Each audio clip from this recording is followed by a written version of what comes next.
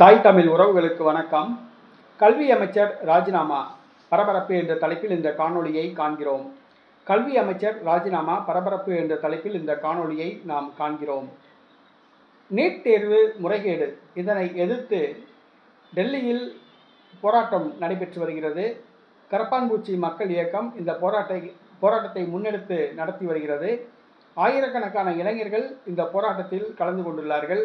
நேற்று தடியடி நடத்தப்பட்டது. இந்தியா முழுவதும் அரசியல் கட்சி தலைவர்கள் இதை வன்மையாக கண்டித்துள்ளனர். அதாவது, முறைகேட்டில் ஈடுபட்டவர்களை கைது செய்யாமல் முறைகேட்டை எதிர்த்து போராடுபவர்களை கைது செய்தது தவறான ஒரு செயலாகும். நரேந்திர மோடி அரசாங்கம் இந்த நீட் தேர்வு முறைகேட்டுக்கு உடந்தையாக இருப்பதாகவே கருதப்படுகிறது.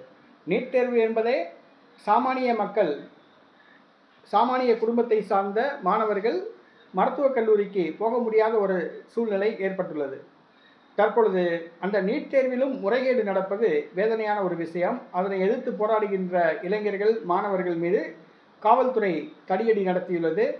கல்வி அமைச்சர் தர்மேந்திர பிரதான் ராஜினாமா செய்ய வேண்டும் என்ற கோரிக்கை வைக்கப்பட்டுள்ளது. இந்த சூழ்நிலையில் தர்மேந்திர பிரதான் அவர்கள் ராஜினாமா செய்து விட்டதாக ராஜினாமா கடிதங்கள் சமூக வலைதளங்களில் வெளியானன. ஆனால் உண்மை அறியும் குழு அதை விசாரித்த பொழுது அந்த கடிதம் ஒரு பொய்யான கடிதம் என்று தெரிய வந்துள்ளது.